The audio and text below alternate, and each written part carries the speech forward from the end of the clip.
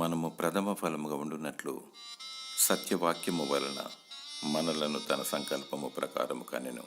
యాకోబు 1:18. ప్రథమ ఫలమును, సత్యవాక్యమును, దైవ సంకల్పమును మనం గమనించగలము.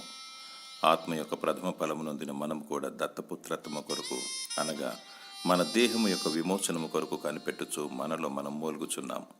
సత్యవాక్యము అనగా వాక్యము ప్రభువైన యేసుక్రీస్తే. ప్రకటన 19:13 వాక్యమను నామం గలవాడని చూడగలము. దైవ మార్గములో నడువుము, నేనే మార్గము, సత్యము, జీవమునే ఉన్నానని యోహాను సువార్త 14:6 మనం చూడగలము. అనాది సంకల్పం చొప్పున జగత్ పునాది వేయబడక ముందు దేవుడు నిన్ను ఎన్నుకున్నాడు.